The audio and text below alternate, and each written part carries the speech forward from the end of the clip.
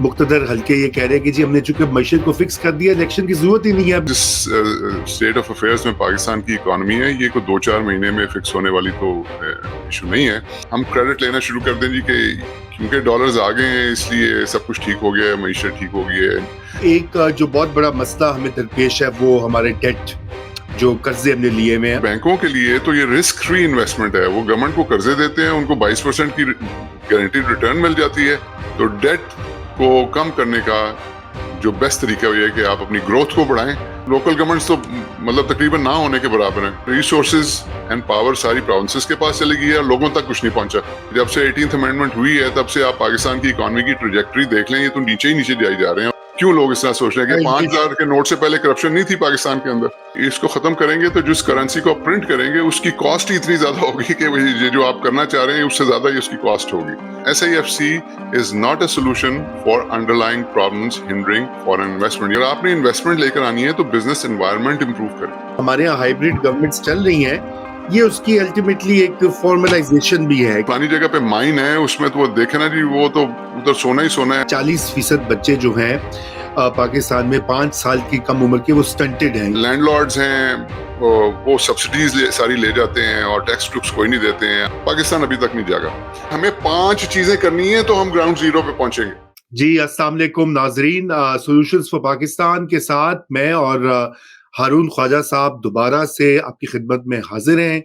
और आज भी हम पाकिस्तान में जो अहम डेवलपमेंट्स हैं मईशत में और पॉलिसी जो मुख्तलिफ पॉलिसीज के ज़ुमरे में आती हैं, न्यूज़ भी और डेवलपमेंट्स, उनका हम जायज़ा लेंगे और हारून ख्वाजा साहब से गुफ्तगू करेंगे और देखेंगे कि पाकिस्तान की मईशत जो है वो किस सिमत में जा रही है।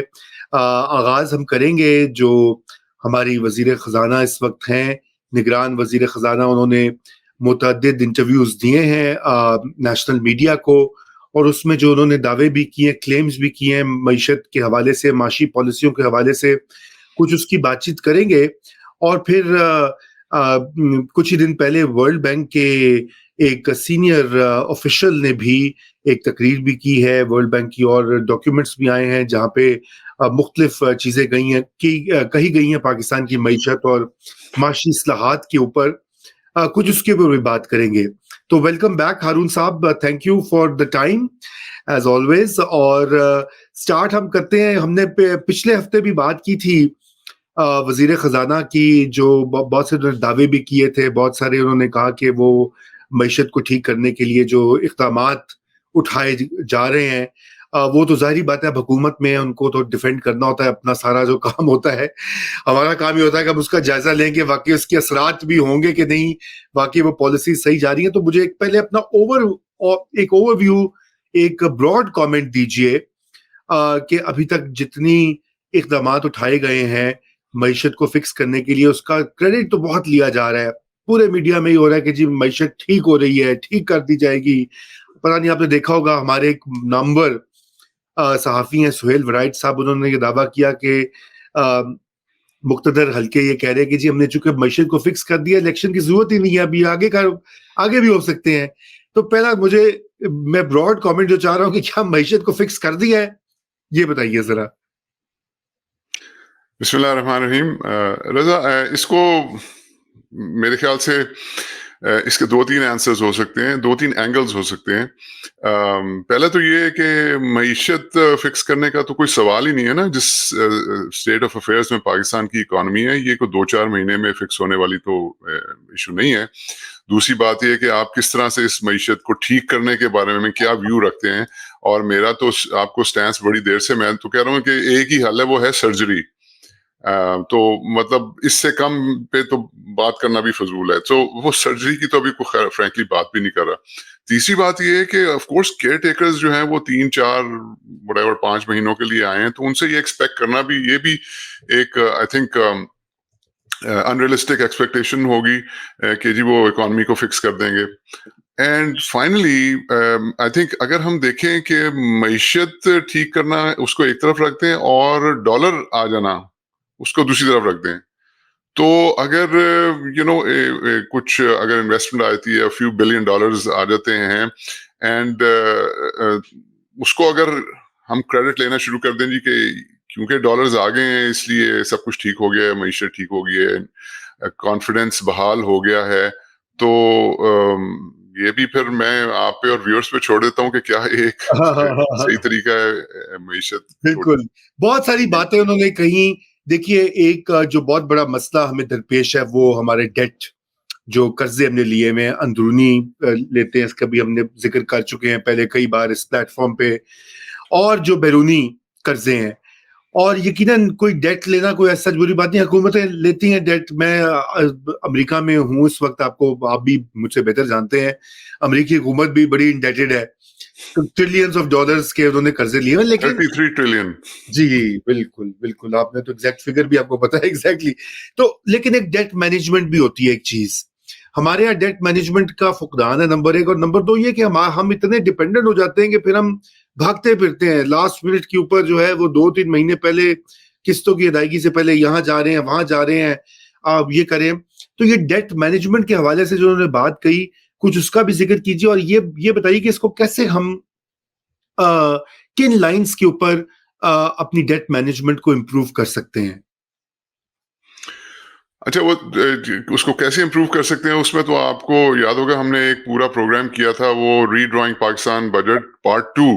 जी। उसमें बहुत डिटेल में हमने बताया था। बहरहाल मैं उसको I'll touch on it, but let's go over जो फाइनेंस मिनिस्टर साहिबा ने कहा था। Basically again we have to understand, ये 3-4 महीने के लिए केयरटेकर गवर्नमेंट है, and there is only so much they can do. उनसे कोई किसी मैसिव किस्म की जो है ना वो आउटकम का एक्सपेक्ट नहीं हमें करना चाहिए। उन्होंने बेसिकली ये कहा है कि देखें, हमें जो एक उनको रोड ब्लॉक आ रहा है कि सेविंग्स जो है, नेशनल सेविंग्स, वो जी, भी एक तरीका है डेट एक्वायर करने का।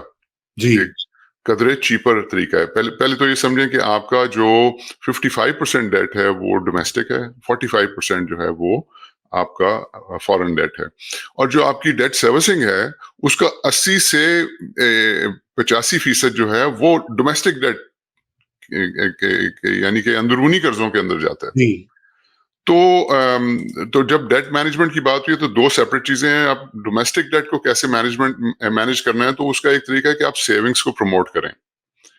अच्छा, अब वो जब सेविंग्स प्रमोट करने की बारी आई तो उन्होंने एक्सप्लेन किया कि जी सेविंग्स को हम कैसे प्रमोट करें, कि उसके ऊपर तो टैक्सेशन ही बहुत ज्यादा है। हुँ, तो टैक्स बिल्कुल, इतना ज्यादा है कि लोग जो हैं वो फिर अल्टरनेट जगहों के ऊपर, म्यूचुअल फंड्स में वो जाके इन्वेस्ट कर देते हैं, वो बैंकों के पास इन्वेस्ट कर देते हैं, वो स्टॉक मार्केट में इन्वेस्ट कर देते हैं। ऑल्दो उतना नहीं करते स्टॉक मार्केट में जितना करना चाहिए था, मतलब अल्टरनेट और भी तरीके हैं। तो लेकिन और वो कुछ कर भी नहीं सकती है इस टैक्स को कम करने का, क्योंकि आईएमएफ का के साथ तो प्रोग्राम तय हो गया हुआ है, और उस प्रोग्राम के अंडर ये रेवेन्यू कलेक्शन जो है, यानी कि टैक्स लगाना जो है, ये तय हो चुका है कि उसमें अब सेविंग है, बाकी चीजें जिस तरह से भी एफबीआर ने उसको प्रोजेक्ट किया है, तो वो इस साल का तो तय हो गया है। अब जो भी होना है वो अगले फिस्कल ईयर के अंदर डिसाइड होगा। अच्छा, फिर उन्होंने बात की कि जी रीप्रोफाइल इसको डेट को करना है। उसमें she spoke about something very interesting के गवर्नमेंट पाकिस्तान की जो सिक्योरिटीज हैं उसका पेपर जो है उसको वो पाकिस्तान स्टॉक एक्सचेंज के ऊपर फ्लोट करेंगे। सो मसलन जैसे इंटरनेशनल मार्केट में जाके यूरो बॉन्ड या सुकूक्स वगैरह फ्लोट करते हैं, वो पाकिस्तान स्टॉक एक्सचेंज के ऊपर फ्लोट करेंगे, which I think is a fantastic step if they're able to do it, but with one caution कि देखें, अभी गवर्नमेंट हमारी जो है वो बैंकों से कर्जे लेती है। अब जब वो बैंकों से कर्जे लेती है तो बैंकों के लिए तो ये रिस्क फ्री इन्वेस्टमेंट है। वो गवर्नमेंट को कर्जे देते हैं, उनको 22% की गारंटीड रिटर्न मिल जाती है, और अब गालबन थोड़ी कम हो गई है, और रिस्क जो है वो तकरीबन जीरो है। तो जब उनको ऐसी इन्वेस्टमेंट मिल रही है तो उनको क्या जरूरत पड़ी है प्राइवेट सेक्टर को लोन्स देने की। तो प्राइवेट सेक्टर, इसको कहते हैं crowding out the private sector. Government जो है वो सारा का सारा पैसा बैंकों से ले जाती है, प्राइवेट सेक्टर के लिए कुछ नहीं बनता बचता। और प्राइवेट सेक्टर वो है जो जॉब्स क्रिएट करता है, जो इकोनॉमी को चलाता है, जो टैक्सेस पे करता है। तो उनके लिए लैंडिंग की कोई वो ना बैंकों के अंदर एपिटाइट रहती है, ना वो इंटरेस्टेड होते हैं।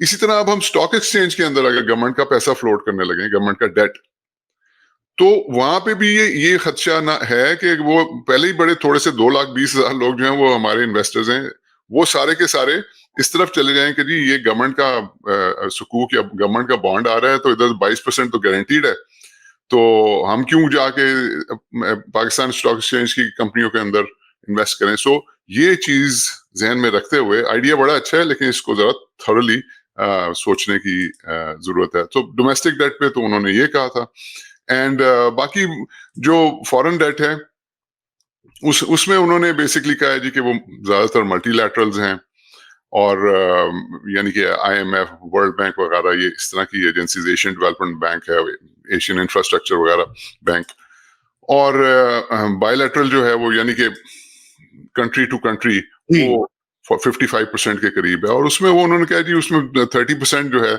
1/3 वो चाइना का है। चाइना आपके साथ टोटली कोऑपरेट कर रहा है। उन्होंने 2.4 बिलियन का जो है अभी रिसेंटली रिस्ट्रक्चर भी किया है। जो उनकी डिपॉजिट्स हैं वो रोल ओवर कर देते हैं, सऊदी अरेबिया भी कर देता है, यूएई भी कर देता है। तो वो कोई ऐसी जरूरत नहीं है कि डेट को रिस्ट्रक्चर किया जाए। तो इसमें बॉटम लाइन उनकी ये थी कि जी अगर आप जीडीपी अपना बढ़ाएंगे तो डेट को कम करने का जो बेस्ट तरीका ये है कि आप अपनी ग्रोथ को बढ़ाएं, तो डेट ऑटोमेटिकली कम हो जाएगा। तो बिल्कुल ये उन्होंने सारा बिल्कुल ग्रोथ को बढ़ाना, और वही तो चैलेंज है। ग्रोथ रेट हमारा जो है वो अब इसके ऊपर भी हम बात कर चुके हैं, लेकिन आपको अभी कुछ रिवाइज फिगर्स आ रहे हैं कि शायद 2.4% से बढ़ेगी इस साल मईशत। ये मैं पढ़ा था कल परसों, पहले वाले ये फिगर्स थे। तो बहरहाल ये भी बहुत कम है, कंसिडरिंग कि आबादी भी हमारी तकरीबन उसी हिसाब से बढ़ी है। तो नेट जीडीपी पर कैपिटल ग्रोथ जो होती है फिर वो तो आबादी के साथ मुंसलिक होती है, वो तो बिल्कुल ही फिर 0 और 1% के दरमियान कहीं हवर करेगी, जबकि हमें तो चाहिए 6-7%। Let's see how it goes. अभी तो हम देखें ना, पहला क्वार्टर खत्म हुआ है, अभी देखते हैं आगे क्या होता है साल के अंदर। जी बिल्कुल। तो इसके अलावा कोई और आप समझते हैं कि हाइलाइट्स हैं जो कि फाइनेंस मिनिस्टर की इस इंटरव्यू से हम मजीद उसके ऊपर जरा जो है उसको एनालाइज कर सकते हैं, अनपैक कर सकते हैं, अब नाजरीन को जरा थोड़ा सा जैसे कहते हैं इन्फॉर्म करने के लिए भी। जी, I think you see she is a very experienced personality in the economics world, और वो ये वेरियस मल्टीलैटरल एजेंसीज के अंदर भी काम कर चुकी हैं। तो उनको ऑब्वियसली तजर्बा है कि कैसे डील करना है, और वो कुछ अगर थोड़ी बहुत आईएमएफ के साथ हमारी इश्यूज थे, उसको भी उन्होंने पैसिफाई किया। वो खुद पर्सनली जाके स्टाफ लेवल की जो मीटिंग थी उसमें बैठी, जो कि ट्रेडिशनली नहीं होता, और उसमें वो गई। सो बड़ी डाउन टू अर्थ किस्म की उन्होंने एक आउटलुक अपनी दी, जो कि बड़ा अच्छा था। जिसको ये चीजें तो जाहिर है वो आपके नंबर्स के ऊपर डिपेंड करती हैं, लेकिन इट क्रिएट्स अ वेरी जिस कहते हैं friendly kind of atmosphere, cohesive atmosphere. So that was a positive thing, and she especially mentioned that. उसके अलावा उन्होंने बात की इसकी 18th अमेंडमेंट की उन्होंने जी मैं वही आने वाला था। जी बिल्कुल, 18 बड़ा अहम नुक्ता है। तो आई मीन शी सेड कि जी देखें 58% आपका रेवेन्यू जो इकट्ठा करती है फेडरेशन, वो तो प्रोविंसेस के पास चला जाता है, लेकिन प्रोविंसेस जो हैं वो इन टर्न वो 1% टैक्स इकट्ठा करते हैं। तो उसमें उन्होंने तो ये बात यहीं पे खत्म कर दी कि कैपेसिटी बिल्डिंग करने की जरूरत है हमें सब नेशनल्स की, यानी कि प्रोविंसेस वगैरह की। लेकिन ये ऑब्वियसली इशू बहुत बड़ा है। I think she was careful, she didn't say much about it. 18th amendment आपको पता है, मेरा तो इसके ऊपर बड़ा क्लियर स्टैंस रहा है कि it's a very good idea but implemented in a very bad way. तो वो आप मतलब द आइडिया वाज, अगर आप 18th अमेंडमेंट पढ़ें तो फेडरेशन जो है अपनी पावर जो है उसको करना था प्रोविंसेस को डिवॉल्व, और फिर प्रोविंसेस ने लोकल गवर्नमेंट्स को अपनी पावर्स डिवॉल्व करनी थी। तो हुआ ये कि फेडरेशन ने तो प्रोविंसेस को कर दी, फाइनेंस भी कर दिया, पावर भी डिवॉल्व कर दी, लेकिन प्रोविंसेस ने आगे लोकल गवर्नमेंट्स को डिवॉल्व नहीं की, और लोकल गवर्नमेंट्स तो मतलब तकरीबन ना होने के बराबर हैं। आप देख लें 2012 के बाद जब से 18th अमेंडमेंट आई है, लोकल गवर्नमेंट्स तो ऑलमोस्ट इनफेक्टिव रही है पाकिस्तान के अंदर। उसका रिजल्ट ये हुआ है कि प्रोविंसेस जो हैं वो 4 प्रोविंस हमने बना दिए हैं, जो कि बेसिकली फुली पावरफुल हैं और वो जाके फेडरेशन को भी चैलेंज कर रहे होते हैं और नीचे प्रोविंसेस को भी, लोकल गवर्नमेंट्स को भी कुछ नहीं दे रहे होते। देयरफॉर हुआ ये है कि रिसोर्सेज एंड पावर सारी प्रोविंसेस के पास चली गई है और लोगों तक कुछ नहीं पहुंचा। और देयरफॉर लोग ये कह रहे हैं कि जी ये 18th अमेंडमेंट को हमने क्या करना है, ये तो बड़ी गलत हमने कर दी है। जब से 18th अमेंडमेंट हुई है तब से आप पाकिस्तान की इकोनॉमी की ट्रैजेक्टरी देख लें, ये तो नीचे ही नीचे जाई जा रहे हैं और 18th अमेंडमेंट को ब्लेम कर रहे हैं, जो कि एक हद तक ठीक है। सो मेरा पॉइंट ये है कि जी आधा तीतर आधा बटेर, ये या तो करें ही ना 18th अमेंडमेंट, अगर करना है तो उसको पूरी तरह इंप्लीमेंट करें, उसको आप लोकल गवर्नमेंट तक लेके जाएं और पावर जो है वो मीनिंगफुली डिवॉल्व करें। यानी कि पावर से मुराद ये है कि आप पुलिस जो है, पुलिस आप लोकल गवर्नमेंट तक डिवॉल्व करें और फाइनेंस जो है वो लोकल गवर्नमेंट तक डिवॉल्व करें। लोकल गवर्नमेंट्स को ये अथॉरिटी होनी चाहिए कि वो अपने टैक्सेस इकट्ठे करने के अहल हों। जब ये होगा तो फिर कैपेसिटी बिल्डिंग होगी। तो बड़ा अच्छा, उन्होंने बिल्कुल सही ये इशू रेस किया था। फिर उन्होंने बात कुछ उसकी एक की कि 5,000 का नोट जो है वो डीमोनेटाइज होने के, बड़े लोग कह रहे हैं कि होना चाहिए एंड ऑल दैट। उसको उन्होंने बड़ी कैटेगोरिकली कहा कि जी ऐसा कोई हमारा प्लान नहीं है करने का, and she was very clear in saying कि इसका कोई फायदा भी नहीं होगा। मैं उनसे कंप्लीटली एग्री करता हूँ कि अगर आप इकोनॉमिक थ्योरी भी अगर आप उसके अंदर जाएं तो 5,000 का नोट खत्म करने से अगर ये लोग समझते हैं कि जी करप्शन खत्म हो जाएगी, ये करप्शन में पाकिस्तान में करप्शन की वजह 5,000 का नोट है, आई मीन इट्स दिस, कुछ समझ नहीं आती है कहां से, क्यों लोग इस तरह सोच रहे हैं कि 5,000 के नोट से पहले करप्शन नहीं थी पाकिस्तान के अंदर, हाँ जी, और 5,000 का नोट आप खत्म कर देंगे तो लोग और दूसरी चीजों के अंदर मतलब अपने पैसे रखना शुरू कर देंगे। तो ये तो सो ये उन्होंने क्लैरिफाई की, बड़ी अच्छी बात ये की। SIFC के बारे में उन्होंने कुछ बातें की कि ये it's a very good way coordination के लिए डिफरेंट सिविल मिलिट्री और डिफरेंट जो डिपार्टमेंट्स हैं उसकी, एंड स्पीड को इंक्रीज करने के लिए। इस पे हम और भी आगे बात करेंगे जब वर्ल्ड बैंक की करेंगे। एंड फाइनली उन्होंने प्राइवेटाइजेशन के बारे में कुछ बात की, और उसमें तो वो बल्कि since her interview privatisation minister का भी एक इंटरव्यू आ गया, उन्होंने बड़ी डिटेल में प्राइवेटाइजेशन मिनिस्टर ने बताया प्राइवेटाइजेशन के बारे में। अगर आप चाहेंगे तो मैं वो भी ब्रीफ कर लूंगा।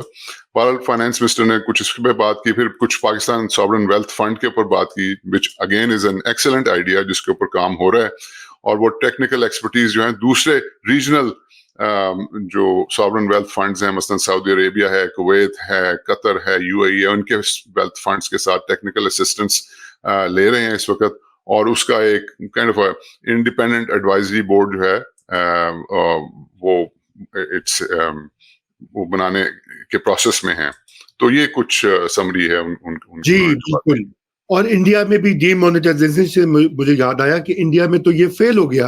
उन्होंने किया, बड़े यही वाला करप्शन वाला आर्ग्यूमेंट यूज किया, और आपने देखा उसका कोई रिजल्ट नहीं निकला, बल्कि उल्टा बड़ी परेशानी और इंस्टेबिलिटी का बायस बना। तो ये तो खैर अच्छी उन्होंने क्लैरिफाई कर दिया है, क्योंकि बड़ा र्यूमर चल रहा था। आपने भी पढ़ा होगा उनके बयान, उनके इंटरव्यू से पहले कई हफ्तों से कह रहे जी वो नोट खत्म हो रहा है, वो नोट खत्म हो रहा है। पता नहीं ये भी कॉस्मेटिक चीजें क्यों हमारे यहाँ आ जाती हैं, असल जो चीजें स्ट्रक्चरल बदलने वाली होती हैं। उन्होंने कहा इसकी जो, अगर आप इसको खत्म करेंगे तो जिस करेंसी को आप प्रिंट करेंगे उसकी कॉस्ट ही इतनी ज्यादा होगी कि ये जो आप करना चाह रहे हैं उससे ज्यादा ही उसकी कॉस्ट होगी। अभी फॉर इंस्टेंस ब्रिटेन के अंदर आपको पता होगा कि उन्होंने अपनी करेंसी जो है उसको वो पेपर से वो प्लास्टिक के अंदर कर लिया है। तो अब वो आपने अगर करना है तो इस तरह का काम करें, 5,000 का नोट खत्म करने से कुछ नहीं होगा, आप उसको रिप्लेस कर देंगे। लेकिन क्या हमारी गवर्नमेंट के पास इतने रिसोर्सेज हैं? वो तो फाइनेंस मिनिस्टर ने कहा है कि नहीं, ये ना रिसोर्सेज हैं और ना ये प्रायोरिटी है, and I totally agree with her. बिल्कुल बिल्कुल। तो SIFC का भी आपने जिक्र किया, मैं समझता हूँ कि हमारा जो अगला मौजू था वो इससे डायरेक्टली ही लिंक्ड है। SIFC के बारे में वर्ल्ड बैंक का भी जो उनके साउथ एशिया के है इंचार्ज, उनकी तकरीर जो थी वो उसमें उन्होंने SIFC का भी जिक्र किया। हमने इसके ऊपर पहले काफी बात भी की है, मीडिया में भी बड़ी डिबेट हो रही है। तो जरा आप इसके ऊपर उसके ऊपर भी कमेंट कीजिए कि ये, उन्होंने कहा कि ये एक शॉर्ट टर्म एक मेजर है, स्टॉप गैप मेजर है, लॉन्ग टर्म में आपको यकीनन और इकदाम उठाने होंगे। तो मेरे तो ख्याल से वो तो वही बात है जो हमने पहले यहाँ पे कही है, गालिबन शायद लगता है कि उनको किसी ने ट्रांसक्राइब करके हमारे शो के नोट्स दिए हैं उनके स्पीच राइटर्स ने। तो जरा SIFC के ऊपर थोड़ा सा उनका भी वर्ल्ड बैंक का भी पर्सपेक्टिव के ऊपर कमेंट कीजिए हारून साहब। जी रजा, तो हमारी रिकॉर्डिंग जो है वो एक हफ्ता पहले हुई थी, पिछले सैटरडे को, और वो संडे को प्रोग्राम चला था। और ये वर्ल्ड बैंक के जो साउथ एशिया के वाइस प्रेसिडेंट है मार्टिन रेजर, इन्होंने ट्यूसडे को, ये हमारे प्रोग्राम चलने के 2 दिन बाद उन्होंने, और मैं जब सुन रहा था, मैं इनकी स्टेटमेंट पढ़ रहा था, तो मैं मतलब this is pretty much exactly what we discuss. What he said was, ये उन्होंने, उनके वर्ड्स हैं, SIFC is not a solution for underlying problems hindering foreign investment. यानी कि आपकी फॉरेन इन्वेस्टमेंट जो रुकी हुई है, उसको ठीक करने के लिए एसआईएफसी सोल्यूशन नहीं है। यानी बिल्कुल। कि स्पेशल इन्वेस्टमेंट फैसिलिटेशन काउंसिल जो है, यानी कि इन्वेस्टमेंट के लिए बनाई है, वो कह रहे हैं भाई ये उसका कोई सोल्यूशन नहीं है। अच्छा, फिर उन्होंने कहा जी कि creating a new institution to sign deals, ये कोई सब्स्टिट्यूट नहीं है। हाँ, फिर उन्होंने बिल्कुल। कहा है कि आप 1 या 2 डील साइन कर लेंगे, लेकिन फोकस आपको असल में करना चाहिए बिजनेस एनवायरनमेंट इंप्रूव करने का। अगर आपने इन्वेस्टमेंट लेकर आनी है तो बिजनेस एनवायरनमेंट इंप्रूव करें। अच्छा, सही। इसका क्या मतलब है? अगर किसी ने इसका मतलब समझना है तो आप जाएं, बड़ा आसान है। आप गूगल के ऊपर जाएं और डूइंग बिजनेस इंडेक्स ये टाइप करें, और उसमें थोड़ी सी आप रिसर्च करें तो आपको वो 40-50 जो है ना लिस्ट मिल जाएगी कि जी क्या क्या, किस तरह से डूइंग बिजनेस इंडेक्स जो है किसी कंट्री का, उसको उसकी यार्डस्टिक क्या है, उसको मेजर कैसे किया जा सकता है। तो राइट। वो आप सारी ले लें और वो देख लें, वो पाकिस्तान में जो है वो बिजनेसेस जो है उसको क्या क्या क्या फेस करना पड़ता है, और क्यों पाकिस्तान 140 में से 123वें नंबर पे है डूइंग बिजनेस इंडेक्स। शायद थोड़ा बेहतर हो गया हो। तो बिल्कुल। ये वर्ल्ड बैंक भी यही कह रहा है कि जी वो एसआईएफसी चले, वेरी गुड, बड़ी अच्छी बात है। ये कोई धक्का स्टार्ट अच्छी मैं तो समझता हूँ बड़ी जबरदस्त चीज है, बिकॉज यू नो हमें हमें अपने एनवायरनमेंट का पता है, हमें अपने स्ट्रक्चर का पता है, तो ब्यूरोक्रेसी को मूव करने के लिए, कोऑर्डिनेशन करने के लिए बड़ी अच्छी चीज है, एब्सोल्युटली। लेकिन मैंने लास्ट टाइम भी हमने प्रोग्राम में रजा डिस्कस किया था कि ये एक टेम्पररी चीज है। तो ये जो टाइम आपको मिलेगा, आपको एक्चुअली अपने इंस्टीट्यूशन जो है उनको रीबिल्ड करने की जरूरत है। तो उस तरफ कोई फोकस नहीं है ना, दैट्स द प्रॉब्लम। और हम फ्रैंकली अब केयर टेकर गवर्नमेंट से तो नहीं एक्सपेक्ट कर सकते कि जी वो इंस्टीट्यूशंस की रीबिल्डिंग शुरू कर दें, तो वो तो ज़ाहिर है 3-4 महीने के लिए आए। तो world bank is absolutely on the dot. बिल्कुल, लेकिन मैं आपको थोड़ा-सा इसमें ये कहना चाहता हूँ कि देखें, एसआईएफसी एक माशी, आप वो क्या उसको बोलते हैं, फोरम तो है ही, लेकिन वो एक सियासी फोरम भी है। और ये चीज़ ज़ाहिर बात है, मार्टिन साहब जो हैं वर्ल्ड बैंक के, वो तो इसको कमेंट करने से गुरेज करेंगे या एतराज़ करेंगे, क्योंकि देखिए ना, ये एक तरह से जो हमारे यहाँ हाइब्रिड गवर्नमेंट्स चल रही हैं, ये उसकी अल्टीमेटली एक फॉर्मलाइजेशन भी है कि जो हमारी मिलिट्री एस्टेब्लिशमेंट है उसका एक फॉर्मल रोल, जिसे कहते हैं मुल्क में इन्वेस्टमेंट बाहर से लाने का, वो होगा। लेकिन उससे मुझे ये याद आया कि आपने देखा होगा कि पहले कुवैत के साथ एमओयूज हुए, फिर हमारे अभी केयर टेकर प्राइम मिनिस्टर गए हुए थे यूएई, और जो वहां भी कोई एमओयू साइन हुआ। अब जाहिर बात, हमने लास्ट टाइम बात की थी कि एमओयूज अभी एमओयूज ही होते हैं, एक कमिटमेंट, एक मेमोरेंडम ही होता है, जब तक उसके वो किसी चीज में ट्रांसलेट नहीं होता। लेकिन आपकी सेंस क्या है, क्योंकि अभी अभी ये हुआ कि आईएमएफ के साथ जब हमारा प्रोग्राम भी हुआ, उसके बाद सऊदी अरेबिया ने भी हमें जो $3 अरब की फैसिलिटी जो है वो दी है, और वो फंड्स भी पाकिस्तान के पास जो है आ गए हैं, रादर आ रहे हैं। मैं कहने लगा था वो भी आ रहे हैं। तो ये गल्फ की रियासतें जो किस हद तक, देखिए ना, मुझे तो आप ज्यादा बेहतर समझते हैं बिजनेस में, उसमें रिटर्न्स देखकर ही लोग इन्वेस्ट करते हैं ना। अगर वो उनको कोई होगा कि हम किसी चीज में यहाँ पे पैसे लगाएंगे, उससे रिटर्न्स आएंगे, तो फिर ही लगेंगे। तो आपके ख्याल से कि गल्फ की ये जो रियासतें हैं, इनको रिटर्न्स किसी खास शोबे में दिखाई दे रहे हैं? नहीं, पहले तो क्लैरिफाई कर दूं कि सऊदी अरब ने रोल ओवर किया है। सो वो जो 3 बिलियन का है ना, वो ऑलरेडी वो लास्ट ईयर आ चुके हैं okay, Pakistan. Okay, okay, role. उसको 1 साल के लिए आए थे, तो रोल ओवर किया।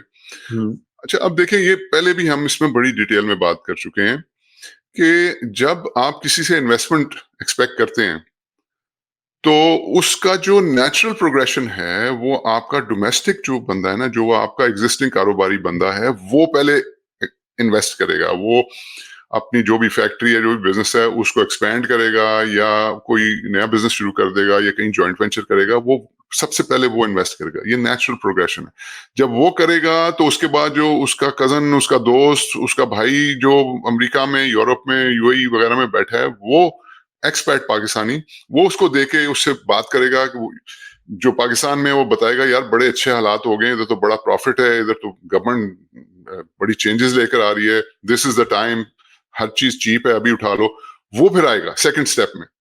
जब वो आएगा, वो फिर जाके बाहर अपने दोस्तों को, वॉल स्ट्रीट में कोई उसका दोस्त है जो कि कॉलेज में उसके साथ था, अब वो सिटी बैंक में काम कर रहा है, या कोई और उसके कॉन्टैक्ट्स, वो लोग जाके जब बताएंगे, फिर आपका जो है फॉरेन इन्वेस्टर आएगा। ये है नेचुरल प्रोग्रेशन असल इन्वेस्टमेंट की, जो जिसको आप कहें थॉरोब्रेड इन्वेस्टमेंट, जो कि the investment which is there to stay.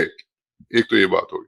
अब ये जो SIFC वाला जो है मामला, ये है G2G, ये गवर्नमेंट्स जो है आपस में डील कर रही हैं। I totally agree with you, this is more, this is economic as well as political and as well as geopolitical. जी, ठीक है, तो ये बिल्कुल आपकी सही बात है। तो उसके अंदर फिर वो इट्स नॉट 100% बिजनेस, सही बात। इसमें और चीजें भी इन्वॉल्व हो जाती हैं। अब लेकिन at the end of the day वो कर तो इन्वेस्टमेंट रहे ना, सऊदी, UAE और जो दूसरे कुवैत वगैरह।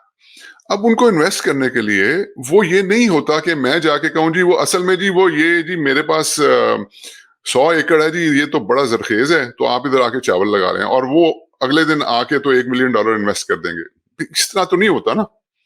वो अपनी ड्यू डिलिजेंस करेंगे। मैं उनको कहूंगा जी वो फलानी जगह पे माइन है, उसमें तो वो देखे ना जी, वो तो उधर सोना ही सोना है। मैं जब हम लोग उधर जाते हैं तो वो उसका कलर जो है गोल्डन होता है, इतना सोना है वहां पे। या जी वो आप करक में चले जाएं, करक के अंदर जो है वो तो आप तीली लगाएं तो वो पहाड़ों के ऊपर गैस, इतनी गैस है कि पहाड़ों से निकल रही है। तो वो ये तो नहीं होगा ना कि वो $1 बिलियन का चेक लिख के वो कहेगा ये लें जी पकड़ें, ये करक की पहाड़ी में मेरे 40% शेयर। इस तरह तो नहीं होगा। सो देयर इज अ वे।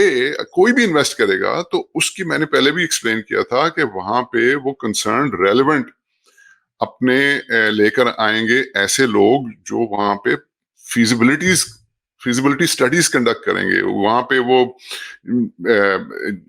जो टेक्निकल स्टडीज वहां पे करेंगे, वो फाइनेंशियल स्टडीज वहां पे करेंगे। ये सारा कुछ होगा to make a bankable document. वो बैंकेबल डॉक्यूमेंट वो है कि वो कुवैत, कतर को किसी भी इंस्टीट्यूशन, किसी भी दुनिया के बैंक के पास, किसी फाइनेंशियल इंस्टीट्यूशन के पास जाके टेबल पे रखेगा, और वो उसको एग्जामिन करेंगे तो कहेंगे जी वाकई ये तो बड़ी, इसके अंदर तो बड़ी जबरदस्त पोटेंशियल है, और ये एक इंटरनेशनल लेवल की फर्म अगर ये कह रही है तो हम इसके ऊपर जो है वो एतमाद कर सकते हैं। ये तरीका कार है। ये नहीं है कि जी हमने कह दिया तो उन्होंने चेक लेके भेज दिया। तो अब सवाल ये है कि कितनी बैंकेबल स्टडीज हैं हमारे पास प्रोजेक्ट्स तो बहुत हैं, लेकिन कितनी बैंकेबल स्टडीज हैं। तो मैं तो सोचता रहा उसके ऊपर। तो मेरे, अब देखे ना वो जो लगनी थी कराची में हमारी वो ऑयल रिफाइनरी जो सऊदी अरब ने $10 बिलियन की लगानी थी, वो क्यों नहीं लग रही? क्योंकि उनकी इंटेंशन है लगाने की, हमारी इंटेंशन है लगवाने की। लेकिन दरमियान में आपको बैंकेबल स्टडी नहीं है। So ये सारे projects they are all very good. The question is कि कहां पे वो फिजिबिलिटी हुई है, कहां पे ड्यू डिलिजेंस हुई है, कहां पे वो डॉक्यूमेंट, वो कहां पे। द ओनली डॉक्यूमेंट जो कि मैं समझता हूं पॉसिबल है वो रेकोडेक है।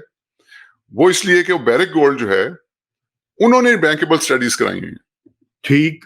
सो उसके बारे में मैं समझता हूं कि इट इज पॉसिबल, जिसमें सऊदी अरब जो है वो, क्योंकि Barrick holds 50%, government of Pakistan holds 25%, government Balochistan holds 25%।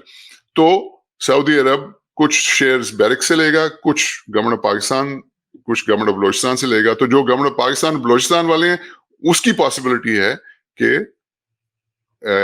वो शेयर्स खरीद के तो कुछ जो है $1 बिलियन आ जाए। बिल्कुल।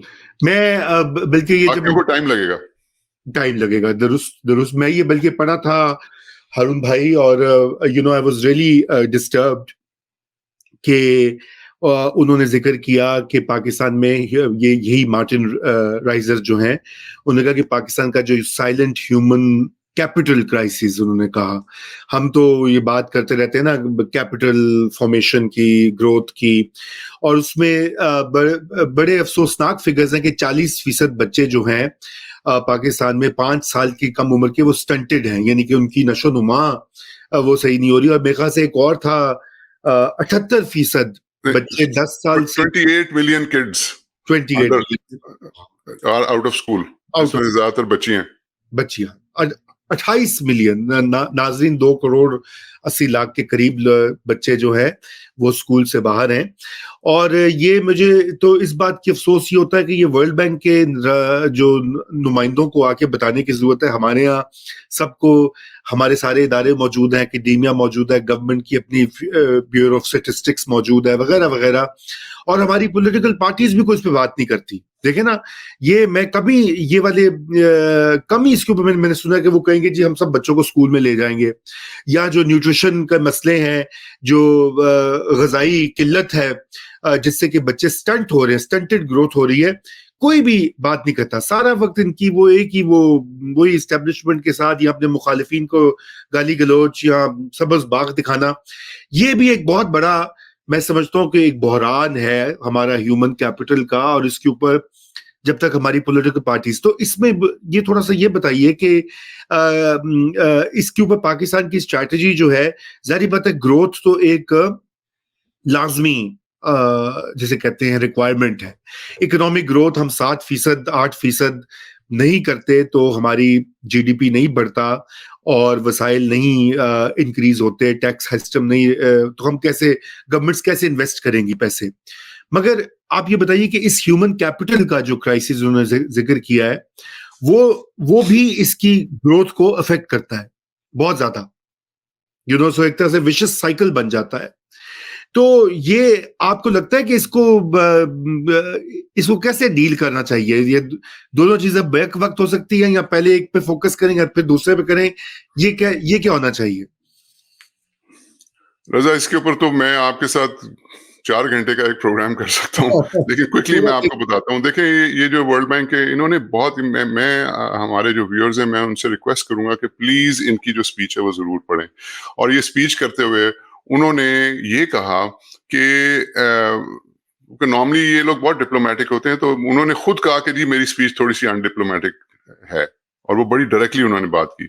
एनी हाउ, मैं क्विकली आपको बताता हूँ कि उन्होंने बेसिकली ये कहा है कि जी इलीट कैप्चर है, आपके जो लैंडलॉर्ड्स हैं वो सब्सिडीज सारी ले जाते हैं और टैक्स टुक्स कोई नहीं देते हैं, आपके जो इंडस्ट्रियलिस्ट हैं वो एग्जेम्पशंस और अपना प्रोटेक्शंस और रेगुलेशंस ये सारी अपने हक में करा के वो सारा फायदे उठा लेते हैं, और रियल एस्टेट वगैरह जो है उसमें इन्वेस्टमेंट हो जाती है, उसकी भी कोई टैक्सेशन नहीं है, करप्शन है, लैक ऑफ अकाउंटेबिलिटी है, एलीट कैप्चर है, पॉलिटिकल अपॉर्चुनिज्म है, यानी कि वो सियासी जो है वो फायदे उठाए जाते हैं। तो ये सारा कुछ जो है ये उसने कहा जी आपका कल्चर है। रिजल्ट ये, जैसे आपने कहा, उसने कहा जी 40% लोग जो हैं वो गुर्बत की सतह से नीचे रह रहे हैं, 40% जो बच्चे 5 साल से कम उम्र के हैं वो स्टंटेड ग्रोथ है, उनकी प्रॉपर ग्रोथ नहीं होती, और 2 करोड़ 80 लाख बच्चे जो स्कूल से बाहर हैं। फिर उन्होंने कहा जी कि ये पाकिस्तान मोमेंट है, यानी कि क्या अब पाकिस्तान वहां तक पहुंच चुका है कि वो एकदम जागेगा और कुछ करेगा इसके बारे में? तो मैं आपको बताऊं ऑनेस्टली, क्योंकि मुझे एग्जैक्टली पता है क्या करना चाहिए, पाकिस्तान अभी तक नहीं जागा। अब मैं वर्ल्ड बैंक के जो मार्टिन रेजर हैं उनको मैं बताना ये चाहता हूं। उन्होंने कहा है जी कि एजुकेशन जो है उसको 2.5% से 5% कर दें जीडीपी का। इंडिया 5% अपने जीडीपी का खर्चता है, तो वो कह रहे हैं पाकिस्तान भी डबल कर दे। अब मैं उनको ये बताना चाहता हूं, बिल्कुल सही वो कह रहे हैं, लेकिन एजुकेशन जो है वो है ground zero.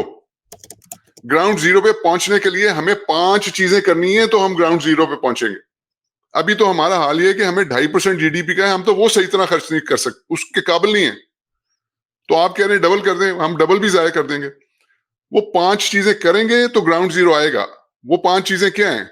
-5 meaningful civil service reforms, -4 control your population, -3 judiciary के रिफॉर्म्स करें, -2 अपने बजट को रीड्रॉ करें, एंड -1 एक मीनिंगफुल लोकल गवर्नमेंट लेकर आए। ये 5 चीजें होंगी तो ग्राउंड जीरो आएगा, जो कि है एजुकेशन एंड स्किल्स। उसके बाद आप इसको 2.5 से 5, 5 से 10 कर दें, फिर कोई फायदा होगा।